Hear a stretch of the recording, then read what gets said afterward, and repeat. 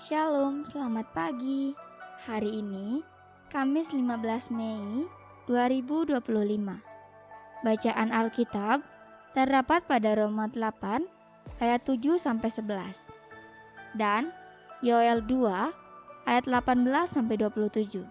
Ayat Nats terdapat pada Mazmur 51 ayat 19 yang berbunyi, "Hati yang patah dan remuk tidak akan kau pandang hina ya Allah."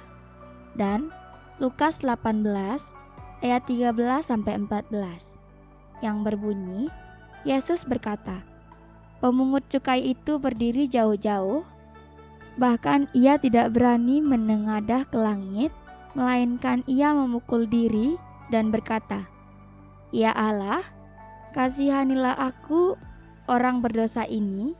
Aku berkata kepadamu, orang ini pulang ke rumahnya sebagai orang yang dibenarkan Allah." Renungan berjudul Allah mengangkat dan membenarkan. Kesaksian-kesaksian yang termuat dalam narasi Alkitab memang secara terang benderang memperkenalkan sosok Allah sebagai pribadi yang berkenan pada kerendahan hatian umatnya. Ia menentang orang yang congkak, tetapi mengasihani orang yang rendah hati. Allah menghendaki agar manusia menginsyafi kerapuhan dan ketidakberdayaan yang melekat pada dirinya. Ketika manusia mengakui keberadaannya yang lemah, Allah sendiri justru tidak menghinakan mereka. Demikianlah kesaksian yang diungkapkan pemazmur dalam petikan Nas hari ini. Umat yang patah dan remuk hatinya tidak ditolak atau direndahkannya. Melalui kesaksian itu, maka kita tiba pada sebuah pemahaman bahwa hati Allah yang penuh rahmat dan belas kasihan itu tertuju pada umat yang sedia merendahkan diri di hadapannya.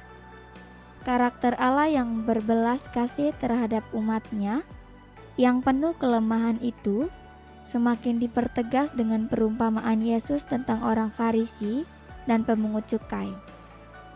Ia mengisahkan bahwa keduanya sama-sama masuk ke bait Allah untuk berdoa. Ketika berdoa dalam hatinya, orang Farisi itu tidak hanya menonjolkan betapa bersih dan suci dirinya. Di saat bersamaan, ia pun memandang rendah si pemungut cukai yang berada bersamanya. Seolah bisa mendengar ungkapan hati orang Farisi itu, si pemungut cukai langsung saja berdiri menjauh. Ia sadar akan segala kelaliman, kecurangan, dan keberdosaannya. Karena menyadari betapa hina dirinya, si pemungut cukai sampai-sampai tidak berani menengadah ke atas. Ia memukul-mukul dirinya, seraya memohon belas kasih Allah terhadap dirinya yang nista dan penuh dosa. Disinilah Yesus akhirnya mengungkap bahwa sosok pemungut cukai inilah yang dibenarkan oleh Allah. Apabila kita mencermati keterangan yang termuat pada Lukas 18 ayat 9, menjadi jelaslah bahwa perumpamaan itu disampaikan Yesus untuk menegur mereka yang bersikap tinggi hati dan gemar merendahkan sesama.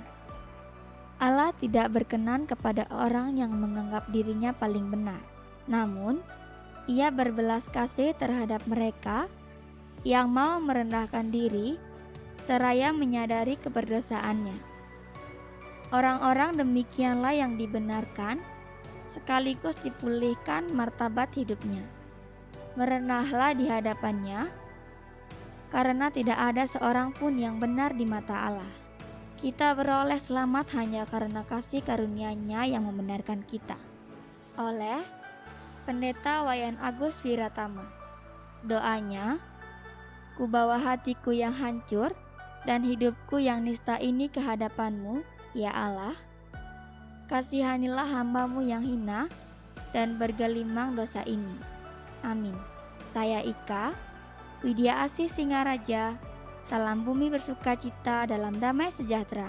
Terima kasih.